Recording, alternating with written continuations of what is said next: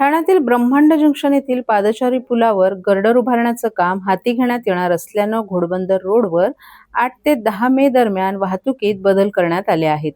Thane police आयुक्तालयाच्या निर्देशानुसार वाहतूक विभागाचे पोलीस उपायुक्त पंकज शिरसाट यांनी कासरगोडली वाहतूक उपविभाग हद्दीत वाहतूक बदलाची अधिसूचना जारी केली आहे. घोडबंदर रोडवरील ब्रह्मांड जंक्शन येथे मुल्लाबाग बस डेपो जवळील फूट ओव्हर ब्रिजवर RPS-PRS joint venture private limited यांच्या वतीनं गर्डर उभारणीचं काम करण्यात येणार आहे. हे काम 8 मे रोजी रात्री 11:55 वाजल्यापासून 9 मे रोजी रात्री 11:55 पर्यंत तसंच 9 मे रोजी रात्री 11:55 पासून 10 मे रोजी सकाळी 6 वाजेपर्यंत सुरू राहणार आहे. या कालावधीत वाहतूक कोंडी टाळण्यासाठी आणि वाहतूक सुरळीत ठेवण्यासाठी या मार्गावर प्रवेशबंदी लागू करण्यात आली आहे. तरी जड अवजड वाहनांची या कालावधीत या मार्गावरून प्रवास करणं टाळावं असे आवाहन वाहतूक विभागाकडून करण्यात आलं आहे. दरम्यान ही वाहतूक अधिसूचना पोलीस वाहनं, अग्निशमन दल, रुग्णवाहिका, ग्रीन कॉरिडॉर, ऑक्सिजन गॅस वाहनं तसंच इतर अत्यावश्यक सेवेतील वाहनांना लागू राहणार नसल्याचं वाहतूक विभागानं नमूद केले. नमस्कार.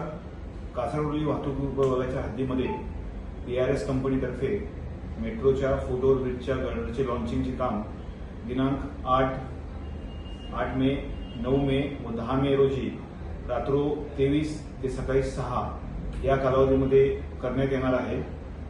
सदर कालावधीमध्ये वाहतुकीचे खोळंब होऊ नये याकरता सदरची वाहतूक मानपाडा ब्रिज तसेच ब्रह्मांड संगमेतून बंद करण्यात येणार आहे व ती वाहतूक आपण पर्यायी मार्गाने वळवणार आहे. त्याकरता केलेली व्यवस्था खालीलप्रमाणे आहे.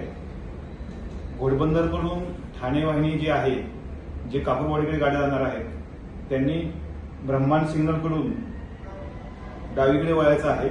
तिथून ब्रह्मांड सर्कल मार्गे आझादनगर रोडने लोढा आमारा समोरील चौकातून कोलशेत ढोकाई रोडने उजवीकडे वळून कापूरवाडीकडे इच्छित स्थळाकडे जाण्याची व्यवस्था केलेली आहे.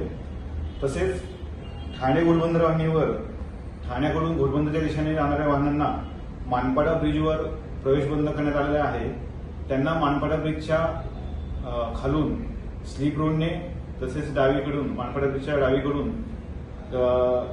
डावीकडे वळण घेऊन टिकुजिनीवाली सर्कल मार्गे तिथून उजवीकडे वळून वेरियंट निळकंठ ग्रीन समोरील रोडने मुल्लाबाग कट येथून बाहेर पडून इच्छित स्थळी जाण्याची त्यांच्यासाठी व्यवस्था केलेली आहे.